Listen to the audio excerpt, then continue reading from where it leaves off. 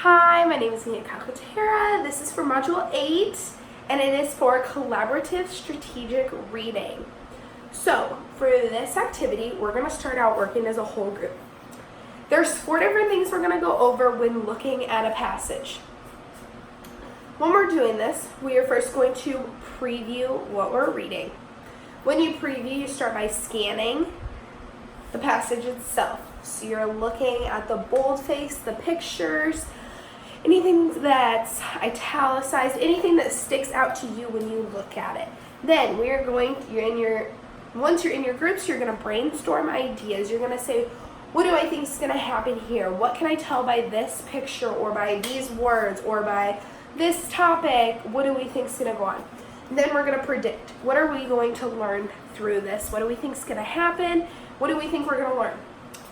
After we preview the reading, then during the reading is click and clunk. So when you're going through the reading, if it's clicking in your mind, you're just going through it, you understand what's happening, you don't have any questions, that's the click.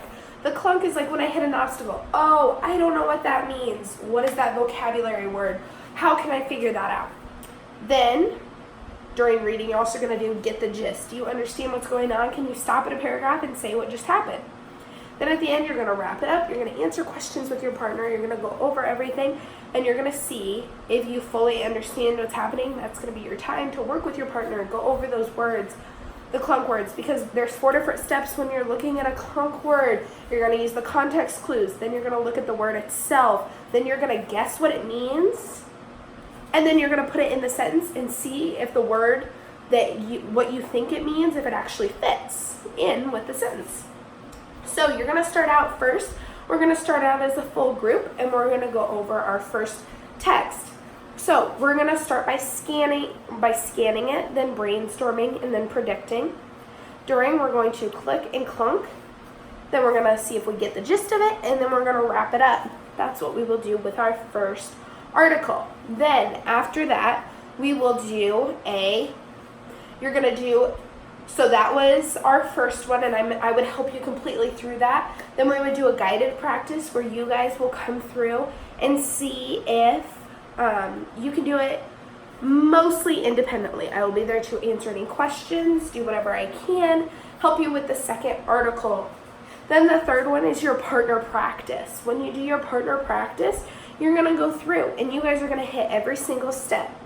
And then, so when you're doing it, one of you is going to be listening, and you're going to help your partner if they get in on any of those clunk words, if they're having an easy time, what they're going to do. Then you're going to wrap up questions. You're going to ask each other questions that you think would be on a test.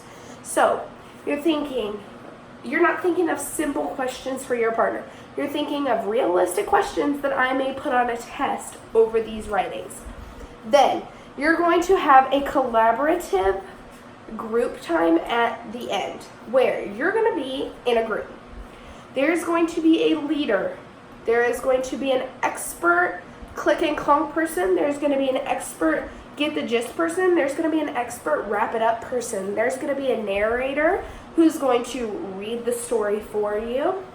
So you're all going to be the leader, which means you need to be the best at what you're doing. Not necessarily the best, but you need to be able to help the rest of your group in your designated spot. So that way then, if they have any questions, they can come to you and you can help answer their questions, because that'll happen after everyone is proficient with CSR.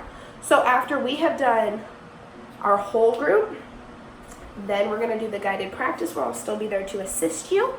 Then we will do the partner reading, and then we will do your full group where you're a leader of each thing. And that is once you have mastered CSR in my mind.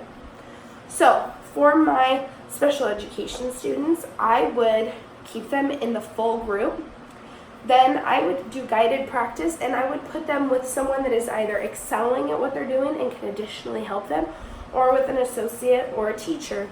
Then for my talented and gifted students, I would still have them go through every step, but I would maybe give them a more difficult reading. And then when we go to do our very last activity where there's leaders of every group, I would put all of my talented and gifted students in one group, so that way I can give them a more difficult reading, and so that way then they can be the leaders of their own. And then for my ELL students, I would have them in full group and in guided practice. But if they're not understanding it in English, I would have them do it in Spanish, either with an associate or with myself as the teacher. For different examples I could give for those students, I would either make them, if they need to be easier or they need to be more difficult, or if they need to be in Spanish, I can have additional copies.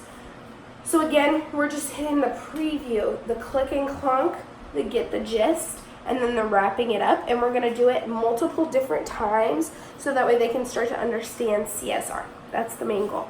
Thank you.